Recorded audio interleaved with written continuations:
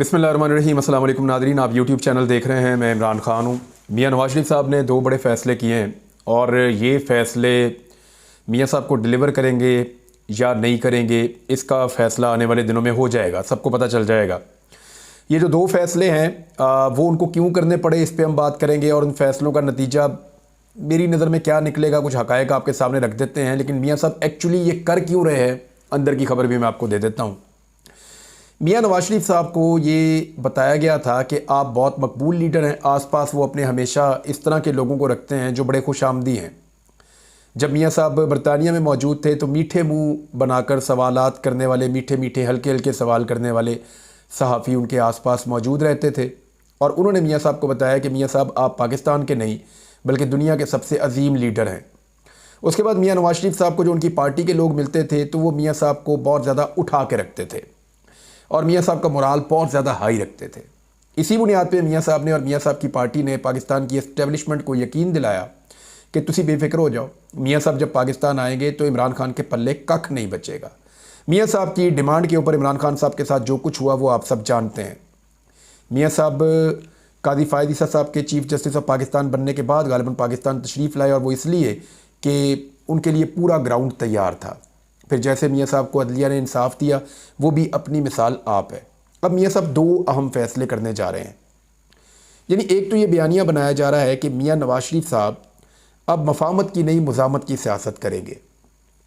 सबसे पहले हमें ये फ़ैसला करना होगा मियाँ साहब किसके ख़िलाफ़ मुज़ामत करने जा रहे हैं। बेटी वज़ीर आला पंजाब है, क्या उसके ख़िलाफ़ मुज़ामत करेंगे? तो लगता है नहीं कर पाएंगे। भाई जो है वो वज़ीर आज़म पाकिस्तान है, क्या उसके ख़िलाफ़ मुज़ामत करेंगे? तो लगता है नहीं कर पाएंगे। सिंध के अंदर जो है वो हुकूमत है आसिफ अली जरदारी की, जिसको मियाँ नवाज़ शरीफ ने खुद सदर पाकिस्तान मुंतखब करवाया पूरी सपोर्ट देकर, उसके ख़िलाफ़ मुज़ामत करेंगे? लगता है नहीं करेंगे। बलूचिस्तान में मियाँ नवाज़ शरीफ साहब की अपनी हुकूमत है, तो क्या मियाँ नवाज़ शरीफ वहाँ पे कोई मुज़ामत करेंगे? तो लगता है वहाँ पे भी नहीं कर पाएंगे, उनके अपने इत्तेहादियों की हुकूमत है वहाँ पे। तो किसके ख़िलाफ़ मुज़ामत करेंगे? सिर्फ एक सूबा है जहाँ पे खैबर पख्तूनख्वा में पाकिस्तान तहरीक इंसाफ की हुकूमत है, क्या वहाँ पे मुज़ामत करने के लिए जाएंगे तो मियाँ साहब को वहाँ शिफ्ट होना पड़ेगा। और वहाँ पे जो मियाँ साहब के साथ हो गई है कि वाहिद एक नशिस्त जहाँ पे मियाँ साहब ने वहाँ से इलेक्शन लड़ा था, मियाँ साहब को उसमें भी शिकस्त हुई, लाहौर में यास्मीन राशिद से भी शिकस्त हुई। यहाँ तो मियाँ साहब ने रो पिट के अपनी सीट ले ली किसी तरह भी। हालांकि जो सोर्सेज है वो ये क्लेम करते हैं दावे के साथ कि 67,000 से ज़्यादा वोटों से नवाज शरीफ साहब हारे हैं। ये खाली लीड थी यास्मीन राशिद की जेल से बैठकर। तो मियाँ साहब ये जो तमगे लगे मियाँ साहब को लाहौर में और जो कुछ उनके साथ हुआ, मोनी रोड पे मियाँ साहब का अपना इलाका है मियाँ साहब का, उनकी फैमिली मेम्बर वहाँ रहते हैं। तो मोनी रोड के ऊपर मियाँ साहब की गाड़ियों के साथ वो चंद बच्चों के अलावा कोई नहीं था, वो भी तमाशा देख रहे थे। ये तो हालात थे इलेक्शन से पहले, तो इलेक्शन के बाद भी हालात वैसे ही हैं। मियाँ साहब को फिक्र इस बात की पड़ गई है कि पार्टी गई, अब उनको ये समझ आ गई है कि PMLN तब तक मौजूद है जब तक ये इक़्तिदार है हमारे पास। ये पार्टी अब अमली तौर पे वजूद नहीं रखती, पब्लिक के अंदर ये पार्टी ख़त्म हो चुकी है। देखें, पाकिस्तान तहरीक इंसाफ का सिंबल चला गया, लीडर जेल में है, हालात इतने पतले कर दिए गए कि आज उनका झंडा लगाया कोई पंजाब के अंदर या बलूचिस्तान में तो बंदा उठा के अंदर दे देते हैं। सिंध के अंदर भी आप कराची में PTI का झंडा लेकर निकले तो आपके ऊपर पर्चा हो जाएगा या आपको गिरफ्तार कर लिया जाएगा। इस किस्म की सख्ती है, इसके बावजूद वो पार्टी पाकिस्तान की सबसे बड़ी पार्टी बन चुकी है। बुला लें किसी भी PMLN के तज्जियाकार को, बुला लें, या वो सहाफ़ी जो PMLN की पॉलिसी को टो करते हैं या उसको पसंद करते हैं, वो ओपनली कह रहे हैं कि पाकिस्तान तहरीक इंसाफ अपने बयानिए के साथ आज इस मुल्क की सबसे बड़ी सियासी हकीकत है। हालांकि वो प्रैक्टिकली कानूनी नुक्ता नज़र से उनका सिंबल भी उनके पास नहीं है, इलेक्शन कमीशन में वो उस तरह से मौजूद ही नहीं है। दूसरी तरफ नवाज शरीफ इलेक्शन कमीशन में तो मौजूद है, उनकी पाकिस्तान में हुकूमत भी है, लेकिन पॉलिटिकल पार्टी अब नहीं है। वो सिर्फ हुकूमत के साथ बंधे हुए कुछ लोग हैं अपने अपने मफाद के साथ, लेकिन पॉलिटिकल पार्टी बहुत कमज़ोर हो चुकी है। नवाज शरीफ को लगता है इस पार्टी को वो तगड़ा करें, उनके अंदर दोबारा हवा भरी जा रही है। तो मफामत नहीं मुज़ामत करेंगे तो भाई तो बना है मफामत के ज़रिए से वज़ीर आज़म पाकिस्तान, बेटी बनी है मफामत के ज़रिए से वज़ीर आला पंजाब, सारी की सारी हुकूमत जो है मफामत के ऊपर खड़ी है। NRO 2 भी मिला है, मफामत के ऊपर मिला है। तो मुज़ामत किसके ख़िलाफ़ करेंगे? क्या इस्टेब्लिशमेंट के ख़िलाफ़ करेंगे? तो मौजूदा इस्टेब्लिशमेंट ने नवाज शरीफ साहब को जितनी सहूलतकारी की है, ऐसी सूरत हाल में मियां नवाज शरीफ साहब एस्टेब्लिशमेंट के खिलाफ मुज़ामत नहीं कर सकते। तो मुज़ामत करनी किसके खिलाफ है? यानी वो ये तो कह रहे हैं मुज़ामत करेंगे किसके खिलाफ? यानी भाई वज़ीर आज़म है, बेटी वज़ीर आला है, खुद अपोजिशन लीडर कैसे बन सकते हैं? मुमकिन नहीं है। ये actually good cop bad cop एक दफ़ा फिर खेलकर पुराना फार्मूला लगाकर कौम को बेवकूफ़ बनाने की एक कोशिश करेंगे। लेकिन लोग अब बड़े सियाने हो गए, सोशल मीडिया का दौर है, ये सारी चीज़ें वायरल हो जाती हैं, सबको पता चल जाएगा। और जिनको नहीं पता चलेगा उन्हें हम बताएंगे और बहुत सारे लोग और हैं वो भी बताएंगे। तो इस तरह मियां नवाज शरीफ साहब का बयानिया बनने से पहले दफन हो जाएगा। वो ये चाह रहे हैं कि पार्टी की सदारत अपने पास ले लें, तो बिल्कुल ले लें। मियां नवाज शरीफ साहब हमेशा चाहते हैं कि पार्टी का कंट्रोल उनके पास रहे। वो पार्टी को मुतहर्रिक करने की कोशिश करेंगे, लेकिन कैसे? महंगाई शहबाज शरीफ कंट्रोल नहीं कर सकेंगे, गवर्नेंस इनको आती नहीं है। 16 महीने में इन्होंने अवाम का पहले कचूमर निकाला है और उसके बाद जो 2 साल का तसलसल है इनकी हुकूमत का, उसने क्या हालत की पाकिस्तानियों की। उस सिचुएशन में जब तक ये डिलीवर नहीं करेंगे ना, मियां नवाज शरीफ के पास, पब्लिक के पास जाकर कहने के लिए कुछ नहीं होगा, कुछ नहीं कह सकते। इलेक्शन में मियां साहब ने जितने वादे किए हैं वो पूरे ही नहीं हो सकते। वजह यह है कि वादे पूरे होने हैं पैसों से, पैसे इनके पास है नहीं, और अगर होंगे भी तो वजीर खजाना इनका अपना नहीं है। दो जो आम तरीन वजारतें हैं, वजारत दाखिला और वजारत खजाना, वो दोनों तो हुकूमत के पास है ही नहीं।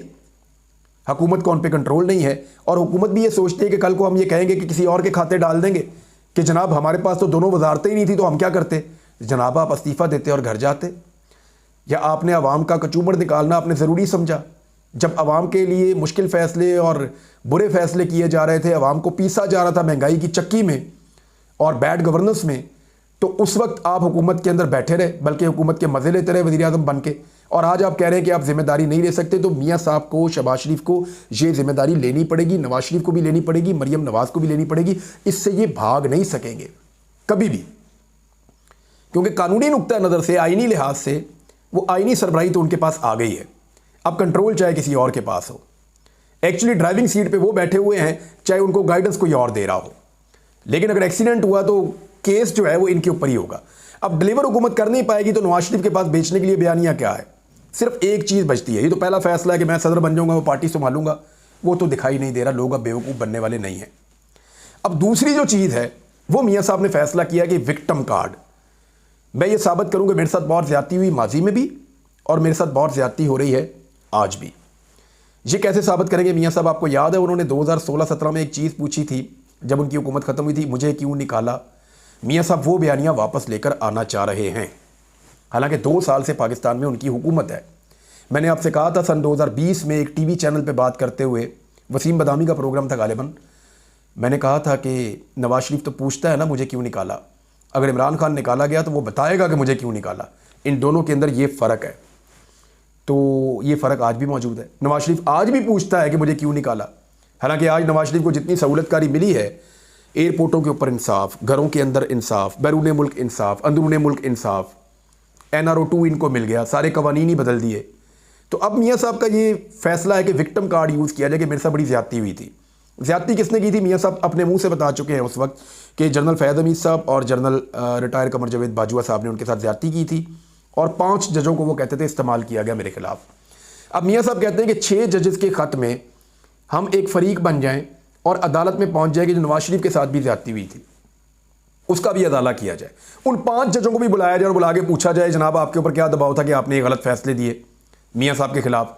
तो मामला ये है कि ये मियाँ साहब ले तो जाएंगे शौक में अदालत में, लेकिन मेरे ख्याल में कोई मियाँ साहब को पक्का फिक्स करने का मनसूबा बन रहा है जो मियाँ साहब को समझ नहीं आ रही। मियाँ साहब जब इस मामले को अदालत में लेकर जाएंगे तो ऑलरेडी मियाँ साहब डील करने के बाद जनरल कमर जावेद बाजवा साहब को एक्सटेंशन दे चुके हैं, और उसके बाद एस्टेब्लिशमेंट के साथ डील के नतीजे में आज जिन हालात में उस हालात में मियाँ साहब हैं। जो कवानीन मियाँ साहब को फिक्स करते थे उनमें से बहुत सारे कवानीन बदल दिए गए हैं। जब इन्होंने अपनी हुकूमत बनाई वो चीज़ें भी चैलेंज हो जाएंगी, दोबारा अदालत के अंदर आ जाएंगी, और फिर मियाँ साहब अकेले नहीं बाकी पॉलिटिकल पार्टीज़ भी जाएंगी और जाकर इसके अंदर एक फ़रीक बन जाएंगी। जब बाकी पॉलिटिकल पार्टीज़ इसके अंदर फ़रीक बनेगी तो फिर क्या होगा? वो सवालात उठाएंगे, उनके वकील भी वहाँ मौजूद होंगे। नवाज शरीफ साहब को काजी फ़ाइज़ ईसा साहब पे बहुत यकीन है, और उन्हें ऐसा लगता है कि काजी फ़ाइज़ ईसा उनको हमेशा इंसाफ ही फराहम करते रहेंगे, जैसा कि तवातर के साथ जब से वो चीफ जस्टिस ऑफ पाकिस्तान बने नवाज शरीफ को इंसाफ मिलता रहा है। PTI को ये शिकवा करती है कि काजी फ़ाइज़ ईसा साहब की अदालत से उनको इंसाफ मिलना तो दूर की बात, उनके साथ हमेशा नाइंसाफ़ी होती रही है। ये पाकिस्तान तहरीक इंसाफ दावा करती रही है बार बार। अब आ जाए नवाज शरीफ साहब के मामले में, तो उनको तो सत्ते खैरा है इस अदालत में, तो उनको ये लगता है जब अदालत में मामला जाएगा तो किसी और को बोलने नहीं दिया जाएगा और मियाँ साहब के बारे में विक्टिम बना के पेश किया जाएगा कि बड़ी ज़्यादतियाँ हो गई, बड़ा जुल्म हो गया। नहीं, ऐसा नहीं होगा। दूसरी पार्टियों के वकला भी आएंगे, मीडिया भी मौजूद होगा, मीडिया सवालात भी उठाएगा कि मियाँ साहब साफ दो, क्योंकि आपके सारे केसेस खत्म हुए टेक्निकल बुनियादों पे, आप मेरिट के ऊपर बरी नहीं हुए। मियाँ साहब के केसेस खत्म हुए टेक्निकल बुनियादों पे, कुछ कवानीन तब्दील कर दिए गए, कुछ चीज़ों को वैसे इस्तेमाल कर लिया गया, कुछ गवाहियाँ मिटा दी गई। टेक्निकल बुनियादों पे मियाँ नवाज शरीफ साहब के मुकदमात ख़त्म किए गए हैं। अगर मियाँ साहब ये पंगा लेंगे तो वो सवालात दोबारा उठाए जाएंगे। कैलबरी फॉन्ट भी आएगा, कतरी ख़त भी आएगा, मनी ट्रेल भी मांगी जाएगी, सवालात दोबारा उठेंगे, हुदैबिया वाला मामला भी उठ सकता है। फिर मियाँ साहब को ये भी बताना पड़ेगा कि जाली अकाउंट्स के अंदर चपड़ासियों के अकाउंटों में अरबों रुपया कैसे आया, ये भी सवालात उठाए जाएंगे मौजूदा वज़ीर-ए-आज़म के बारे में। तो वो चीज़ें जिनसे मियाँ नवाज शरीफ ने बड़ी मुश्किल से जान छुड़ाई थी, वो दोबारा उनके गले पड़ जाएंगी इन सारे केस के अंदर। मुझे ऐसा लगता है कि मियाँ नवाज शरीफ साहब को जो है वो घेर घार के ले जाया जा रहा है अदालत के अंदर, ताकि जो रही सही इज्जत है उसका भी फालूदा निकल जाए। तो बड़ी अच्छी बात है, मियाँ साहब जाएँ और जाकर फरीक बने और फिर उसके बाद तमाशा देखें कि उनके साथ होता क्या है। तो ये जो दो नवाज शरीफ साहब के फ़ैसले हैं, ये फ़ैसले मियाँ नवाज शरीफ साहब करने तो जा रहे हैं कि शायद वो अपनी गिरती हुई साख को या अपनी गैर मकबूल होती हुई सियासी हैसियत को या अपनी पार्टी को सहारा दे पाए। वो ये दो फ़ैसले, दो चीज़ें करने तो जा रहे हैं, लेकिन ऐसा लगता है कि वो अपने पाँव पर कुल्हाड़ा मारने जा रहे हैं। और ये जो एक एंटी एस्टेब्लिशमेंट टाइप का बयानिया वो बनाना चाहते हैं, जो है नहीं उनके पास, वो एक बनाना चाहते हैं, सिर्फ एक दिखावा करना चाहते हैं। ये लोगों को एक नूरा कुश्ती से ज़्यादा और कुछ नहीं लगेगा। उमर अयूब ने कहा कि शरीफ खानदान कैदी नंबर 804 से खौफजदा है। वैसे फोबिया तो हो गया इमरान खान का, किसी भी जगह पे कोई भी मौका हो इमरान खान के बगैर ये बात ही नहीं करते, उसके अलावा किसी और चीज़ की बात सुनते ही नहीं हैं। शुएब शाहीन साहब का स्टेटमेंट है कि हम तो मुतमईन थे मगर हमारे बच्चे अब सच जान चुके हैं। वो मुतमईन नहीं होते। 70 सालों तक जो झूठ हमारे साथ बोला गया वो अपने बच्चों को सुनाकर कैसे मुतमईन करें। मुस्तफ़ा नवाज़ खोखर कहते हैं कि पाकिस्तान में जितने सियासी पंडित तज्ज़ियाकार थे, इन सबको लगता था कि जिस पार्टी से इसका निशान छीन लिया गया, पार्टी लीडर को जेल में बंद कर दिया गया है, पार्टी को तोड़ दिया गया है, वो इंतखाब नहीं जीत सकेगी।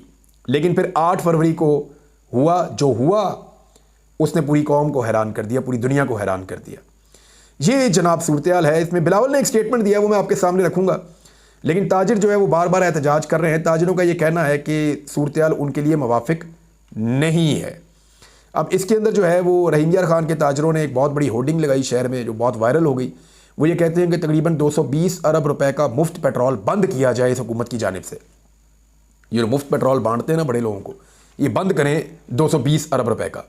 और 5 खरब 44 अरब के जो बिजली का चोरी है उसको पकड़ा जाए और फिर गरीब आदमी के ऊपर बोझ डालने की बजाय इस माफिया के ऊपर बोझ डाला जाए जो इन चीज़ों से फ़ायदा उठाता है। बिलावल ने एक स्टेटमेंट दिया नाज़रीन, वो स्टेटमेंट मैं आपके सामने रखता हूँ। उसका मैं जवाब जो है वो एक लाइन में दूंगा, सिर्फ ज़्यादा लंबा जवाब उसका मैं दूंगा नहीं। उसका रीज़न ये है कि उसका ज़्यादा लंबा जवाब, छोटा जवाब ही आपको सारा कुछ समझा देगा और आपको सारा कुछ समझ आ भी जाना चाहिए। मौजूदा सूरत-ए-हाल में आप बहुत बाखबर हैं।